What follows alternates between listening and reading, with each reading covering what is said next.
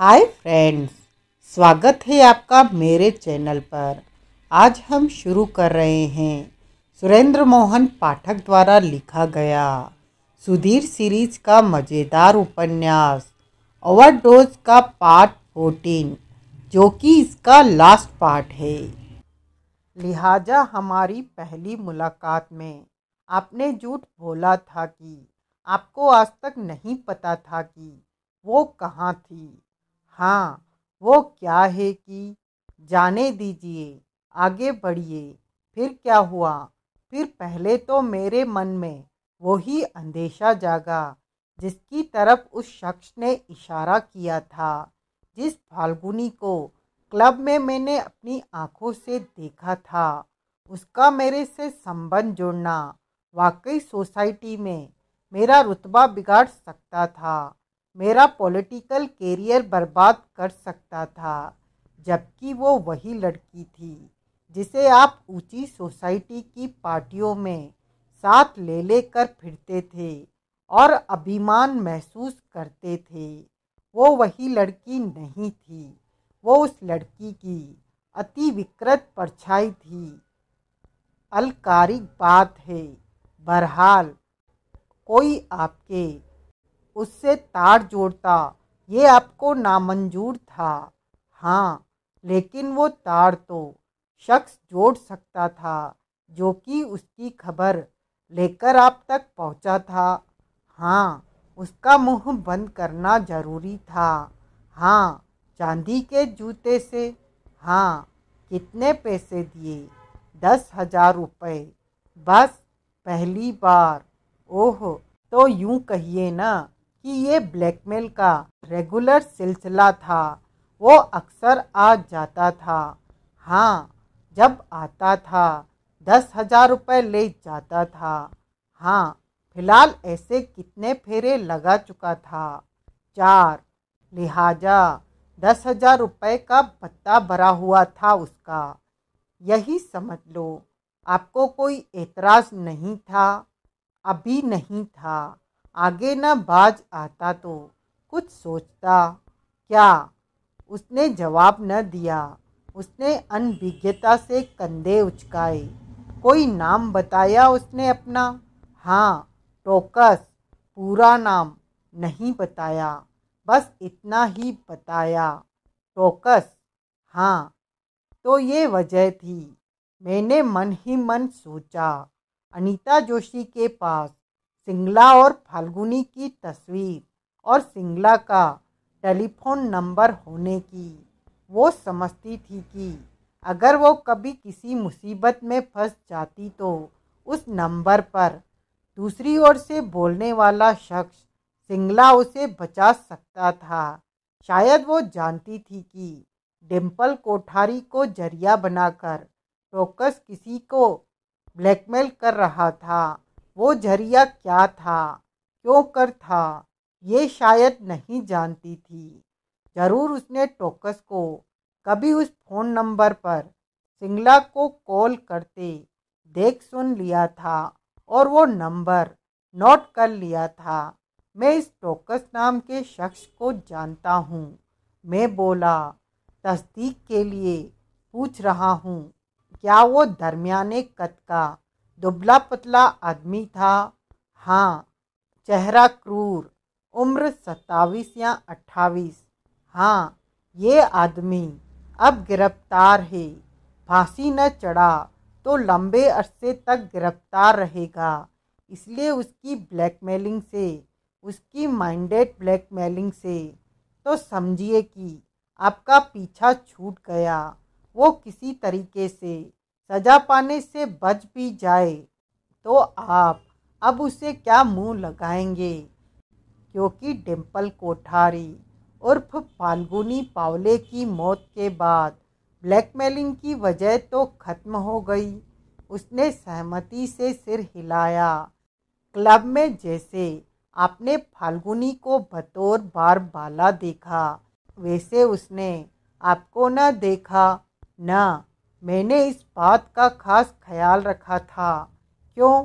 जाहिर था कि मैं नहीं चाहता था कि उसे मालूम होता कि मैं उसके मौजूदा मुकाम से वाकिफ था। क्यों जाहिर था? क्या मतलब? जिस लड़की से आपने इतनी ऐश लूटी, उसके लिए आपका कोई फर्ज नहीं बनता था?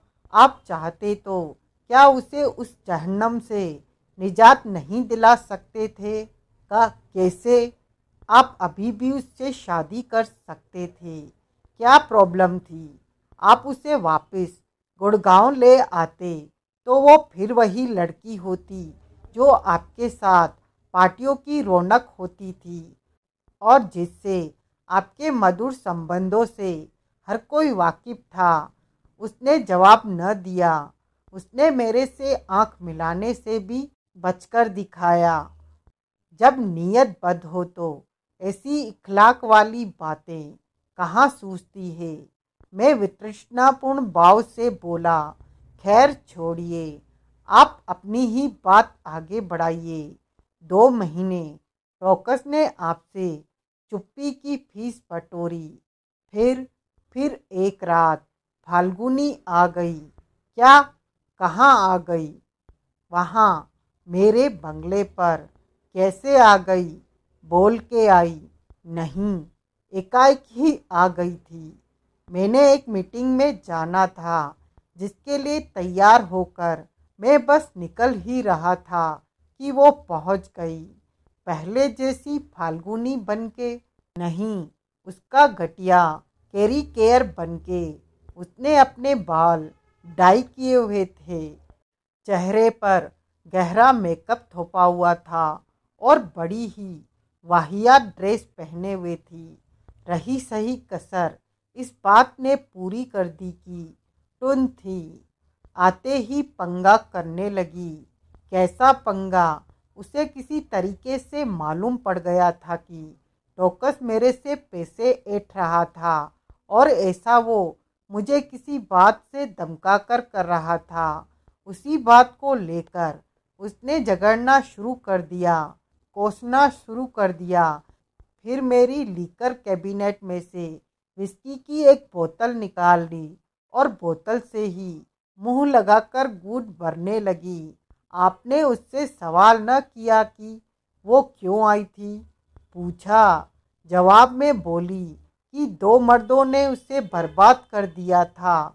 एक तो आप ही होंगे, दूसरा कौन?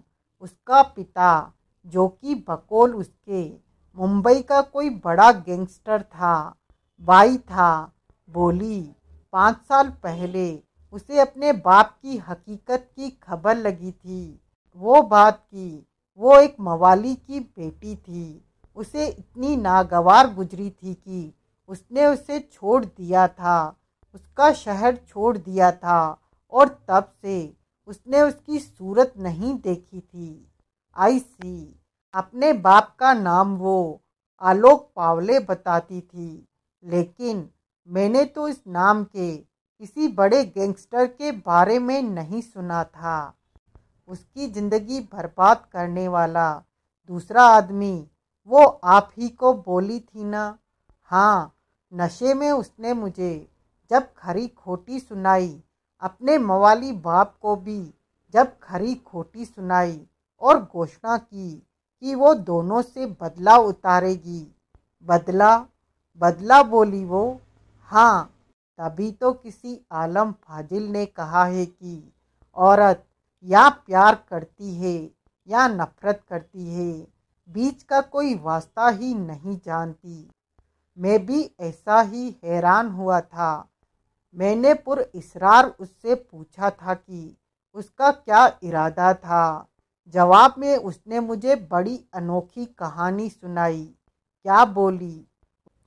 उसने मुझे बताया कि वो एक नपी तुली योजना के तहत रेड ड्रैगन क्लब की बारबाला बनी थी। किसी तरीके से उसे मालूम पड़ गया था कि उसका बाप कोई आम मवाली नहीं, नशे का सौदागर था, ड्रग लॉर्ड था और वो क्लब दिल्ली में हीरोइन की डिस्ट्रीब्यूशन का अड्डा थी।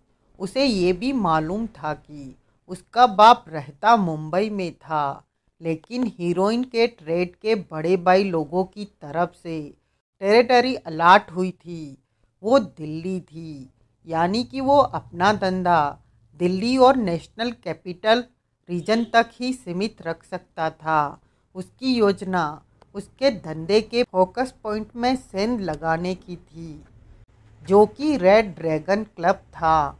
वहाँ अपनी नौकरी के दौरान वो हीरोइन डिस्ट्रीब्यूशन के भीतरी भेद जानना चाहती थी और फिर वो उनको पुलिस तक पहुंचाना चाहती थी, यानी कि अपने लिए खुदकुशी का सामान करना चाहती थी। अब मैं क्या बोलूं, बाप का तो उसने ये इंतजाम किया। आपके बारे में क्या सोचा था? मेरे बारे में जो सोचा था वो उसकी दूसरी योजना जैसा जोखिम भरा नहीं था। वो काफ़ी सीधा और सरल था। बोली, वो मेरे घर में अपने आप में हीरोइन इंजेक्ट करने वाली थी। सुबह जब मेरी मेड कामकाज के लिए यहाँ पहुँचती तो वो उसे बेहोशी की हालत में बेडरूम में पड़ी मिलती और फिर अखबारों की सुर्खी बनती कि ड्रग एडिक्ट बार बाला सभासद के बेडरूम में उचित पड़ी पाई गई। आपने उसे समझाया होता, बहुत समझाया, पुलिस के हवाले कर देने की धमकी दी होती, बराबर दी, उस पर कोई असर न हुआ। बोली, वो मेरा इतना लिहाज कर सकती है कि अगर मैं जो वो चाहती थी वो उसे करने देता तो वो इस जलील बात की बाबत अपना मुंह बंद रख सकती थी कि नर्सिंग होम में भर्ती जिस औरत को मैं अपनी बीवी बताता हूँ वो असल में मेरी माँ थी। ये एक ऐसी बात थी जो मैं सच में नहीं चाहता था कि आम होती। उस बात के उजागर हो जाने पर मेरी ऐसी थू होती कि मैं बर्बाद हो जाता। मेरा बिजनेस, मेरा पॉलिटिकल कैरियर सब चौपट हो जाता और इस शहर से कूच कर जाने के अलावा मेरे पास कोई चारा न बचता। फिर उसने इंजेक्शन वाली सीरीज निकाली जिसमें हीरोइन का गोल वो घर से ही भर के लाई थी। मैंने सीरीज उससे छीनने की कोशिश की थी लेकिन कामयाब नहीं हो सका था। उसने आखिरकार सीरीज को अपनी जान में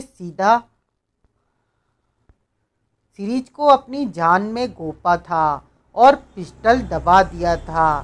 तब मुझे सबसे ज़्यादा दहशत इस बात की हुई थी कि वो हरकत करते वक्त वो हंस रही थी, अट्टहास लगा रही थी। फिर क्या हुआ? फिर वो खामोश हुई, कदरन संजीदा हुई और फिर एकाएक यूं हाँफने लगी जैसे सांस लेते वक्त दिक्कत महसूस कर रही हो। फिर लड़खड़ाने लगी, गिरने पड़ने लगी, ताज़ा हवा के लिए खिड़की के पास पहुंचने की कोशिश करने लगी। फिर एकाएक फर्श पर ढेर हो गई। उसकी मदद की खातिर आपने कुछ न किया। मैं क्या कर सकता था? तुम बताओ, मैं क्या कर सकता था? सब कुछ यूं एकाएक हुआ कि मैं तो सकते की हालत में पहुंच गया था। जब तक मैं अपने हवास में काबू कर पाया था तब तक वो फर्श पर ढेर हुई पड़ी थी। फिर मैं उसके पास पहुंचा, उसे होश में लाने की कोशिश में मैंने उसे हिलाया डुलाया, झिंझोड़ा, जो सूझा वो किया, लेकिन कोई नतीजा न निकला। कैसे निकलता? वो तो मेरे सामने मरी पड़ी थी। कैसे मर गई? मैं खुद बहुत हैरान हुआ था। जान देने का उसका कोई इरादा नहीं था। वो तो उस तरीके से मुझे एम्ब्रेस करना चाहती थी, मेरी बदनामी का बायस बनना चाहती थी। यूं जान भला वो कैसे दे सकती थी? अभी तो उसने रेड ड्रैगन क्लब में जमा की, अपनी जानकारी पुलिस को सौंपकर अपने बाप को फिट करना था। वो कैसे मर गई? वो नशे में यहाँ पहुंची थी। आकर उसने बोतल को मुंह लगाकर और नीट विस्की पता नहीं कितनी पी ली थी और फिर जिस्म में हीरोइन इंजेक्ट कर ली थी। मेरे ख्याल से हीरोइन और विस्की की जुगलबंदी ने ही उसकी जान ले ली थी। जरूर वो नहीं जानती थी कि विस्की के ऊपर हीरोइन का नशा जानलेवा साबित हो सकता था। आपकी बात में दम है। जरूर यही मिस एडवेंचर उसके साथ हुई थी। आप आगे बढ़िए। फिर आपने क्या किया? पहले तो मुझे कुछ भी न सूझा, बस हकपकाया सा उसके सिरहाने बैठा रहा। फिर मुझे सूझा कि मेरे घर में एक लाश पड़ी थी। लाश की मेरे घर से बरामदी मेरी जान का जंजाल बनती, जिसकी कोई एक्सप्लेनेशन दे पाना मेरे लिए मुमकिन न होता। ऊपर से लाश उस लड़की की थी जिससे मेरे अफेयर से कई लोग वाकिफ थे और जिसके बारे में मैं न जाने कितने लोगों को बोल चुका था कि मुझे उसकी कोई खबर नहीं थी। तब मुझे एक ही बात सूझी कि लाश किसी भी सूरत में मेरे घर से बरामद नहीं होनी चाहिए। लाश को वहां से शिफ्ट करना मेरे बस का काम नहीं था। ऊपर मैंने मीटिंग में पहुंचना था, जहां की मेरा इंतजार हो रहा था, और जहां मैं न पहुंचता तो कोई मेरा पता करने मेरे घर आ सकता था। उस विकट घड़ी में मुझे टोकस का ख्याल आया। फाल्गुनी के मामले में वो पहले से मेरा रास्ता था, और जैसा वो आदमी था उसकी रूह में उस सिलसिले में मेरे पास काम आने में उसे शायद ही ऐतराज होता। मैंने उसको फ़ोन लगाया, उसे समझाया कि मेरे को उसकी किस खिदमत की ज़रूरत थी और खिदमत की एवज में 30,000 रुपये देने की पेशकश की। उसने 50,000 रुपये की मांग रखी, जो कि मैंने कबूल कर ली। आनन फानन वो यहाँ पहुँचा। यहाँ जो ही उसे पता चला कि मरने वाली फाल्गुनी उसके लिए डिम्पल थी, तो वो लाख रुपए मांगने लगा। मैंने उसकी मांग कबूल की तो उसने नई मांग खड़ी कर दी। कौन सी? वो बोला कि केस, क्योंकि हीरोइन से हुई मौत का था, इसलिए लाश की बरामदी उसके फ्लैट में होती तो सिलसिला बहुत स्वाभाविक लगता, तो पुलिस उसकी रूटीन एक्सीडेंटल डेथ करार देती और केस क्लोज कर देती। लेकिन लाश को वहां से करोल बाग पहुंचाने में प्रॉब्लम ये थी कि बीच में दिल्ली हरियाणा बॉर्डर पड़ता था, जहां की वो लाश के साथ पकड़ा जा सकता था। उसकी दूसरी मांग ये थी कि अगर ऐसा हो जाता भी तो मुझे असलियत बयान करना कबूल होता। मैंने वो बात भी मान ली थी। वो मेरी कार मांगने लगा। क्यों? ताकि हामी भरकर मैं बाद में मुकर न जाता। आप फिर भी मुकर सकते थे। आप कार को चोरी चली गई बता सकते थे। ये बात उसे नहीं सूझी थी, या उसके पास कोई स्कीम थी जिसके तहत वो साबित करके दिखा सकता था कि कार मैंने अपनी राजी से उसे दी थी। बहरहाल आपकी कार में ही उसने लाश ढोई। हाँ, इतनी फैंसी, इतनी कीमती कार में किस लिए? आपके पास तो और भी कारें होंगी। एक तो उसके फैंसी और कीमती होने की वजह से ऐसी कार का अपना खास रोब होता है, क्योंकि 25 लाख की लैंड रोवर हर किसी के पास नहीं होती। दुरुस्त। दूसरे, उस पर सभासद की प्लेट लगी हुई है और ऊपर लाल बत्ती लगी हुई है। ओह, फिर तो क्या किसी ने उसे कार को हाईवे पर कहीं या बॉर्डर पर रोका टोका होगा। किसी ने नहीं रोका टोका था। उसने लाश को पैसेंजर सीट पर सीट बेल्ट से बांधा था और कार लेकर वहां से चला गया था। आगे भी जाहिर है कि जो कुछ हुआ था निर्विवाद रूप से हुआ था। हाँ, काम खत्म होते ही मेरे पास उसका फ़ोन आ गया था। मेरे आदेश पर उसने कार को दिल्ली में लावारिस छोड़ दिया था और खुद अपनी राह लगा था। अगले रोज मैंने लोकल थाने में कार के टाउन हॉल के आगे से चोरी चली गई होने की रिपोर्ट लिखवा दी थी। यहाँ से दूसरे सिरे की आगे की बातों का अंदाजा मैं बाखूबी लगा सकता था इस बात का भी कि लाश की इतनी जल्दी बरामदी क्यों हुई थी। लड़की मिर्चू चेलानी की खास थी और उस रात क्योंकि वो सिंगला से सत्संग करने गुड़गांव पहुंच गई थी, इसलिए जाहिर था कि उस रात उसने अपनी रेड ड्रैगन की रेगुलर हाजिरी नहीं भरी थी। अनीता इस बात की तस्दीक कर चुकी थी। लाश को चुपचाप लड़की के फ्लैट में पहुंचाकर आधी रात को जब टोकस वापस क्लब में पहुंचा था तो जरूर उसे अपने बॉस चेलानी का हुक्म हुआ था कि वो करोल बाग जाकर लड़की का पता करे। टोकस अपने बॉस को नहीं बता सकता था कि अभी थोड़ी देर पहले तो उसकी लाश को वो उसके फ्लैट में प्लॉट करके आया था, लेकिन दोबारा लाश के रूबरू होने के ख्याल से वो त्रस्त था। तब उसने वो बहाना गढ़ा कि वो डिम्पल का सामान पहुंचाने वहां गया था। उसने कहीं से हीरोइन की 2-4 पुड़ियाँ कलेक्ट की और उसके साथ करोल बाग पहुंचा, ये बात स्थापित करने के लिए कि लड़की फ्लैट में पहले से ही मरी पड़ी थी। उसने अनीता जोशी को अपना गवाह बनाया और उसे साथ लेकर डिम्पल के फ्लैट में गया। लड़की को लूटने का उसका कोई इरादा रहा होगा, लेकिन गवाह के सामने ये सिद्ध करने के लिए कि वो वहाँ उसका पहला फेरा था, उसने उसके जेवर वगैरह उतार लिए। फिर उसने आकर चेलानी को उसकी मौत की खबर दी और साथ ही अपना ये ख्याल भी सरकाया कि वो हीरोइन के ओवरडोज से मरी थी।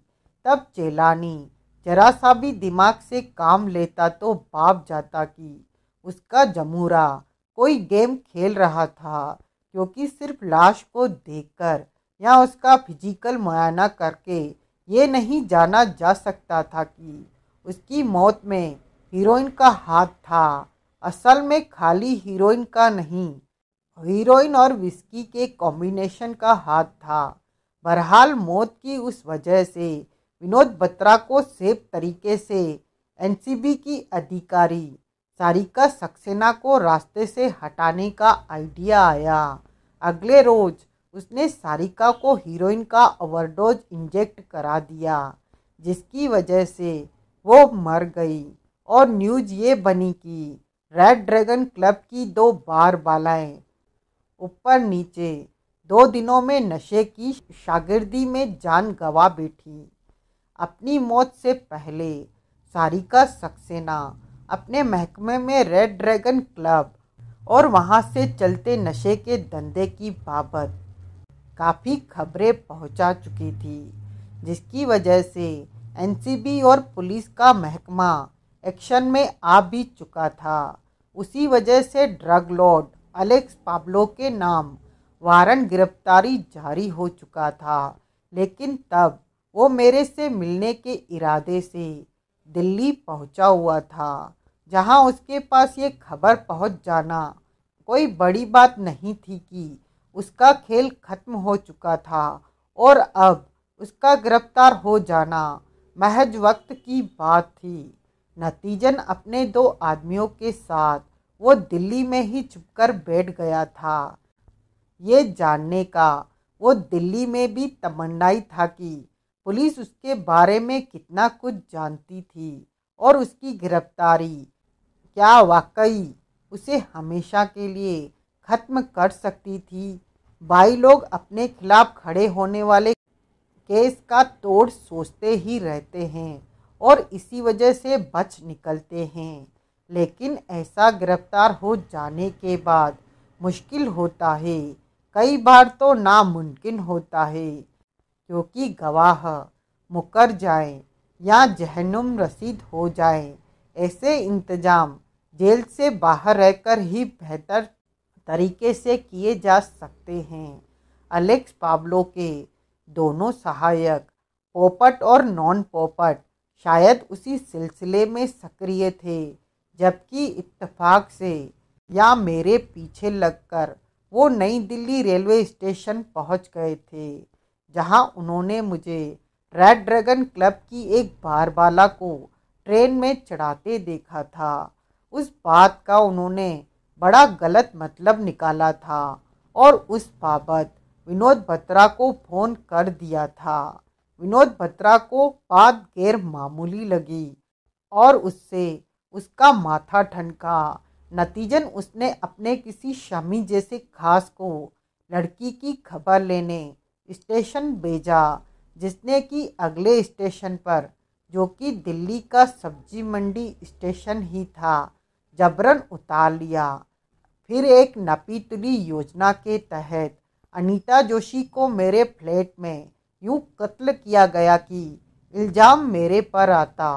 कटरसी इंस्पेक्टर सिक्का, अगर मैं पहले ही पुलिस वालों के पाले में न पहुंच चुका होता तो उस सिलसिले में मेरा अंजाम यकीनन बुरा होता।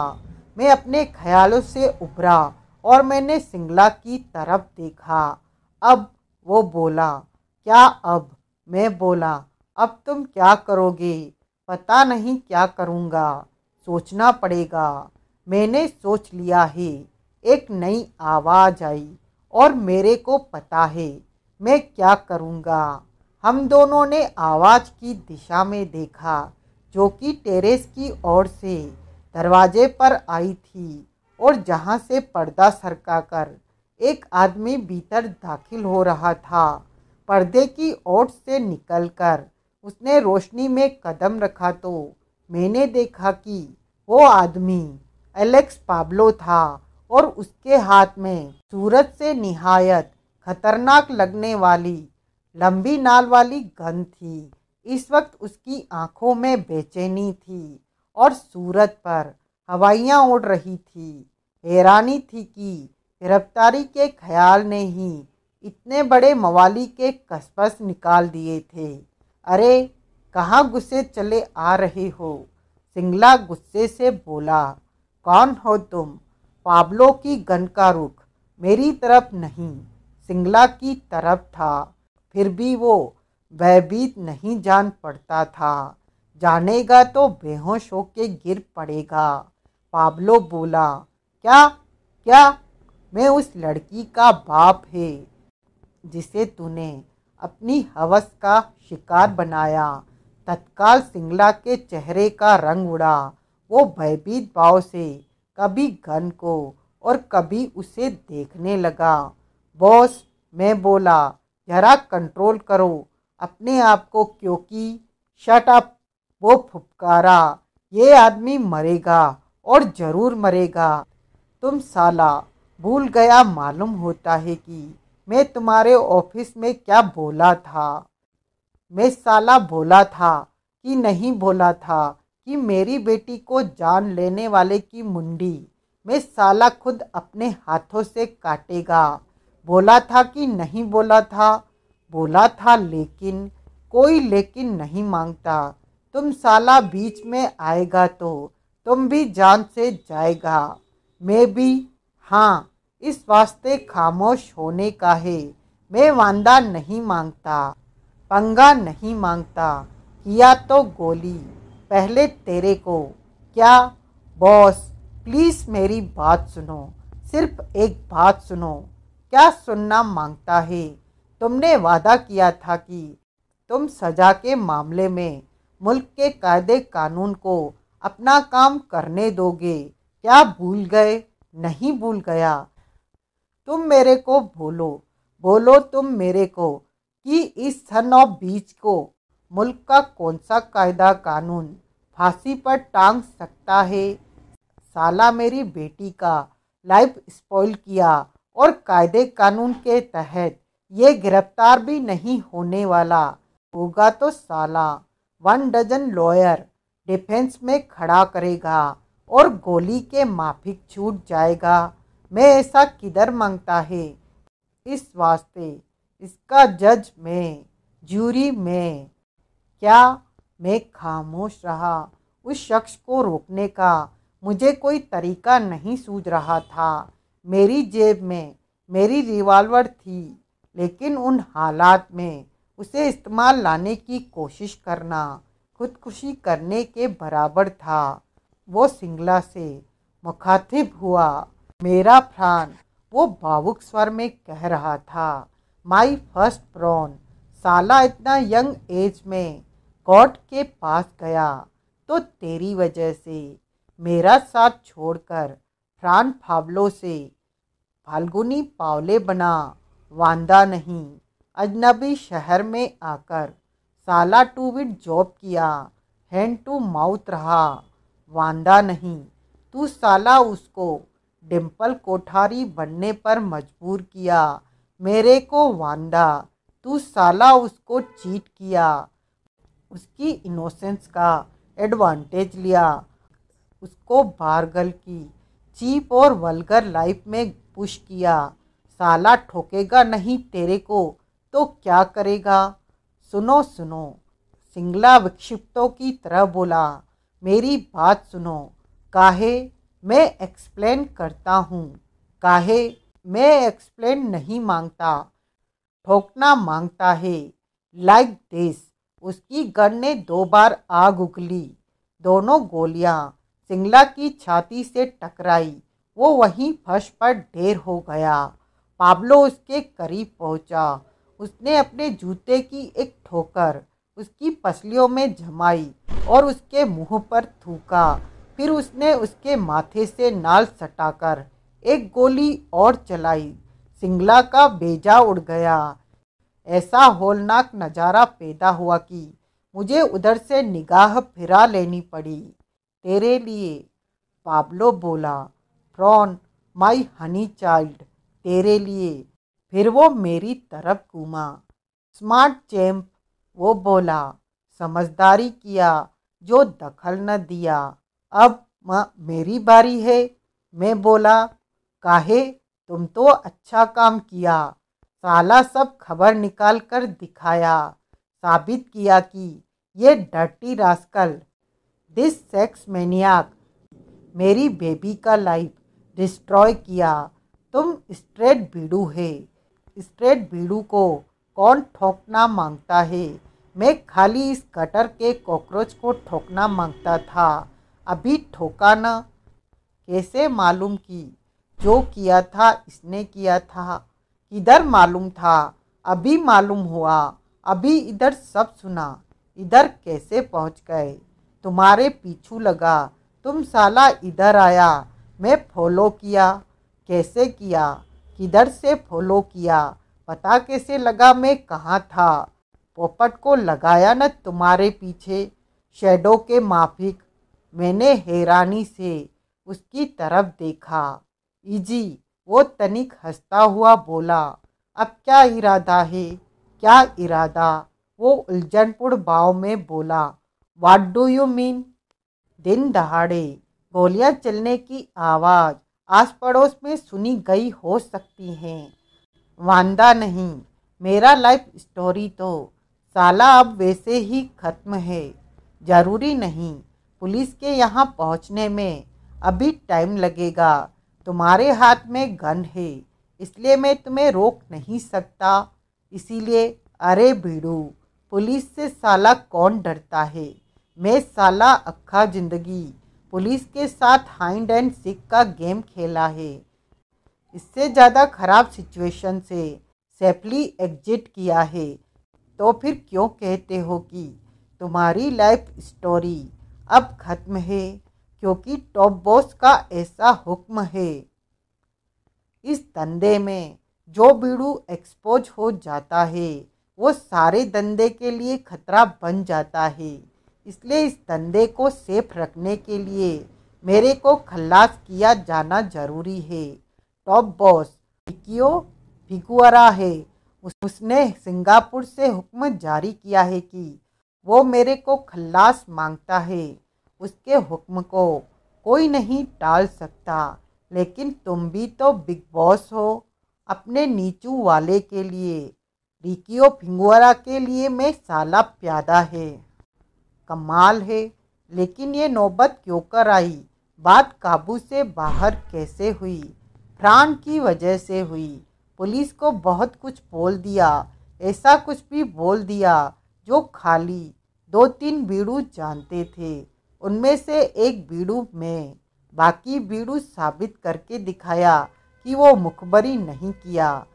बाकी खाली मैं बचा। क्या तुम्हारा मुखबरी का क्या मतलब? ये तो अपने ही खिलाफ कदम उठाना हुआ। मेरा कोई दुश्मन रिकियो फिगुएरा के कान भरा कि मैं डर गया, और जो डर गया वो मर गया। ऐसा नहीं है। ये साबित करने के लिए मेरे को अपना बेटी के बारे में बोलने का था, लेकिन अब मेरे को नहीं बोलने का है, क्योंकि वो इस दुनिया से नक्की किया। अब कोई मेरी बात यकीन नहीं करेगा।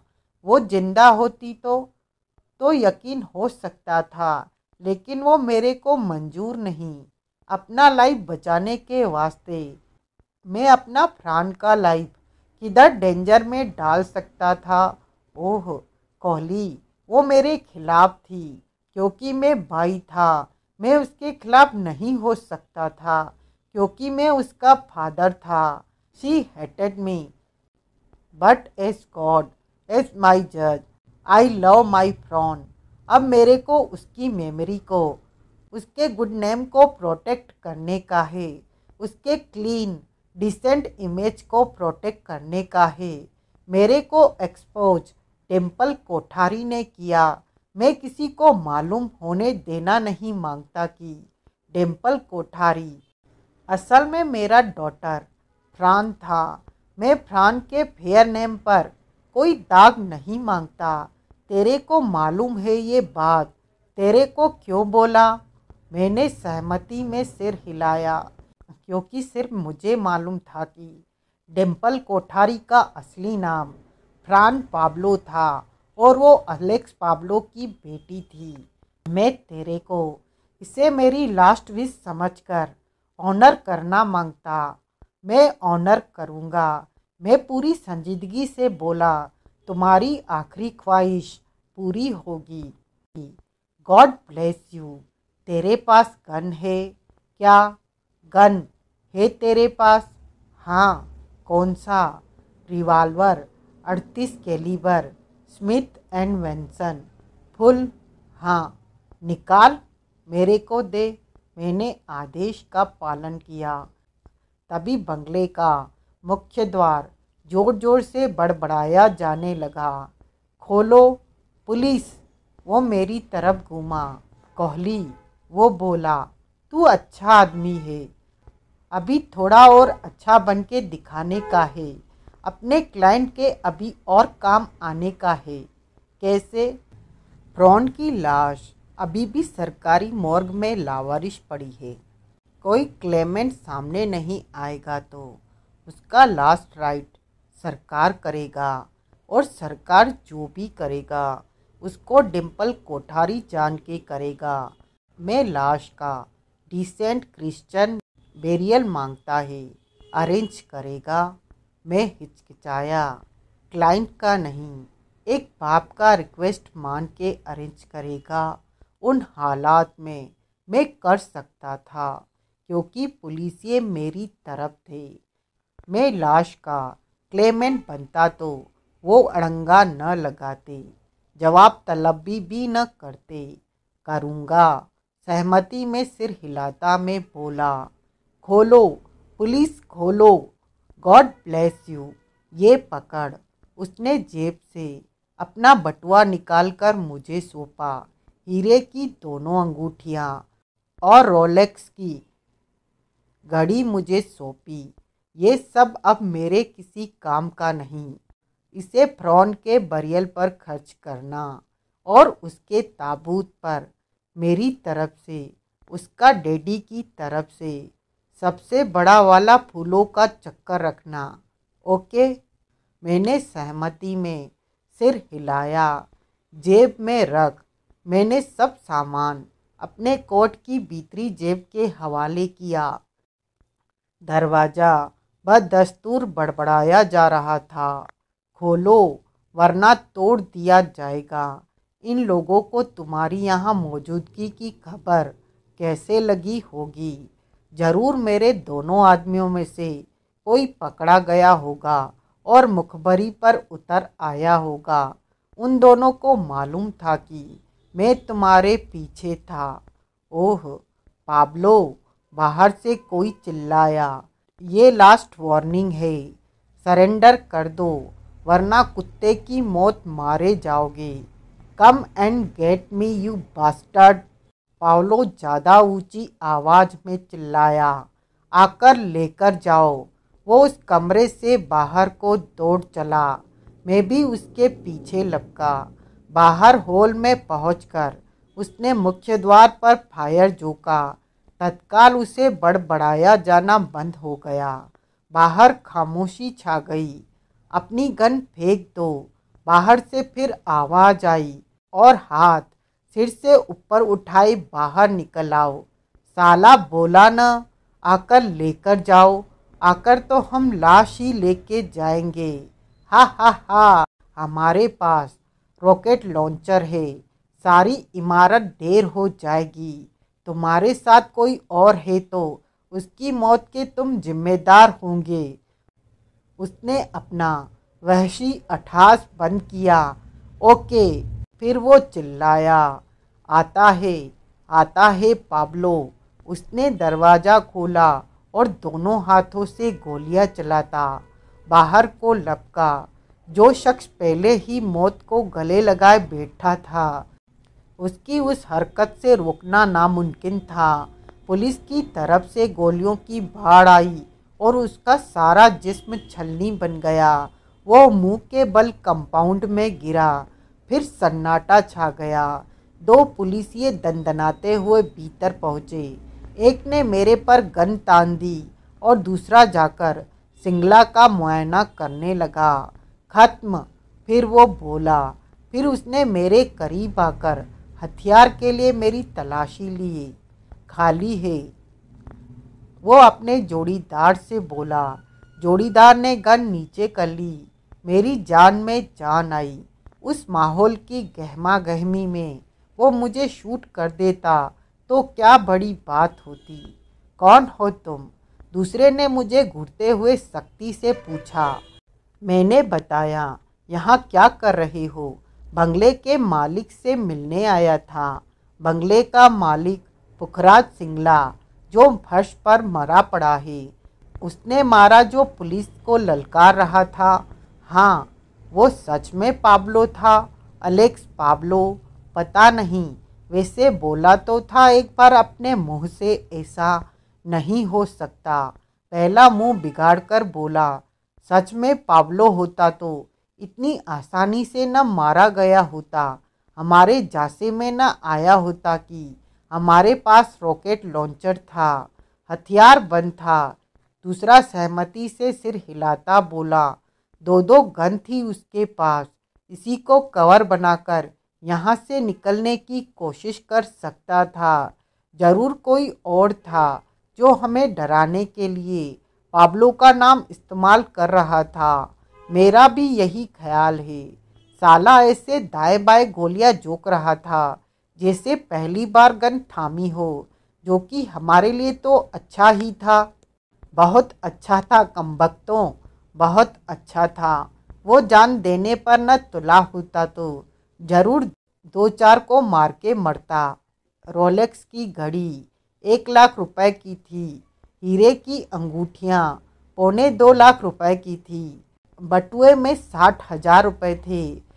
बेहतरीन बरियल के लिए वो काफ़ी से ज़्यादा रकम थी। पुलिस से लाश क्लेम करने के लिए मुझे कोई दिक्कत न हुई। आखिर दोनों इंस्पेक्टर साहबान मेरी तरफ थे। मैंने मखमल की लाइनिंग और सोने चांदी के काम वाला बेहतरीन ताबूत बनवाया। उस पर नार्वे से आए फूलों का चक्कर चढ़ाया और उसे कश्मीरी गेट के बाहर ईसाइयों के कब्रिस्तान में दफनाया और उस पर फ्रान पाब्लो के नाम का पत्थर लगवाया।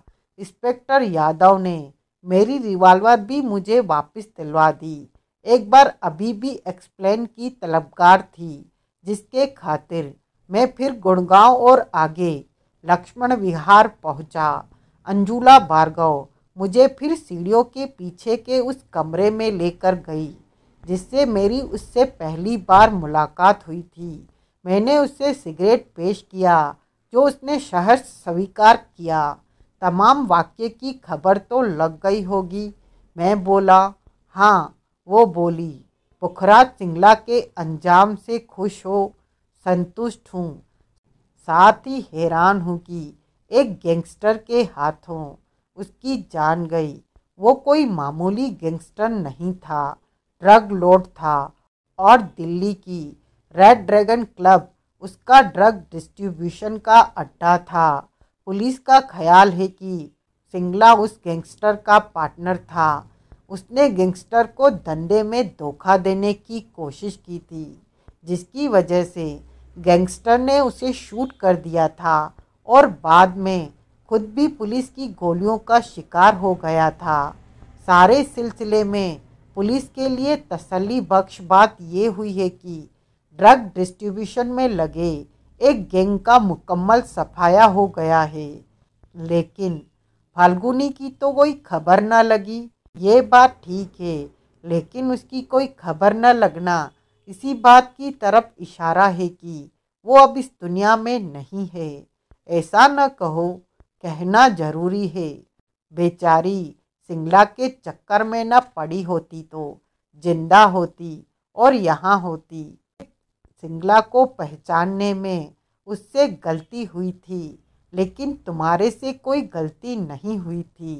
तुमने ठीक पापा था कि वो शख्स फाल्गुनी की जिंदगी बर्बाद करने पर तुला था। नहीं, हाँ, सिर्फ पापा ही नहीं था, उस पूरे शख्स की बुरी नीयत की तस्दीक भी की थी। उसकी भवें उठी। नहीं, मैं बोला, क्या कहना चाहते हो? बजारिया आदेश चुलका। तुम्हें मालूम था कि सिंगला गायत्री नाम की जिस लाइलाज पागल औरत को अपनी बीबी बताता था, वो असल में उसकी माँ थी और उसके पागलपन का खुद सिंगला द्वारा किए गए किसी मोटर एक्सीडेंट से कोई लेना देना नहीं था। उसके चेहरे पर हैरानी के भाव आए। ये बात तुमने फाल्गुनी को बताई थी। अंजुला, मेरा सवाल ये है कि जब मैं पिछली बार तुमसे मिला था तो ये बात तुमने मुझे क्यों नहीं बताई थी? अब क्या फ़र्क पड़ता है? मैं जानना चाहता हूँ। सच पूछो तो यही जानने के लिए आया हूँ। मेरा फाल्गुनी से वादा था। उसने कसम उठवा के वादा लिया था कि ये बात मैं किसी को नहीं बताऊंगी। वजह समझ पाना इतना मुश्किल तो नहीं। मेरे ख्याल से उस रहस्य उद्घाटन के बाद से ही उसके मन में बदले की भावना आ गई थी और इस जानकारी को किसी तरीके से वो सिंगला के खिलाफ हथियार बनाना चाहती थी। वो एक क्षण ठिठकी और फिर बोली, लेकिन बना तो ना पाई। वो तो है, कसम ने मेरी जुबान को ताला लगाया हुआ था। फिर भी मैंने तुम्हें पंचकुला वाला हिंट दिया था। पिछली मुलाकात में मैंने तुमसे खास पूछा था कि तुम कैसे जासूस थे। अगर तुम अच्छे जासूस थे तो पंचकुला वाले हिंट को आगे खुद डेवलप कर लेते और मेरी कसम टूटने से बच जाती। ठीक, मैं उठ खड़ा हुआ। जा रहे हो? वो बोली। हाँ। मैं बोला, लेकिन ईश्वर ने चाहा तो बहुत जल्द फिर मुलाकात होगी। मैं उस दिन का इंतज़ार करूंगी। वो मेरे साथ बाहर तक आई। अच्छे आदमी हो, वो बोली। मुझे कभी किसी ने अच्छा आदमी नहीं कहा। अब कहा तो कईयों ने कहा। अब मुझे अंदेशा सताता है कि कहीं मैं सच में ही अपने आप को अच्छा आदमी न समझने लगूं। बातें बढ़िया करते हो और भी कई काम है जो मैं बढ़िया करता हूँ, लेकिन वो किस्सा फिर कभी। Bye bye. समाप्त।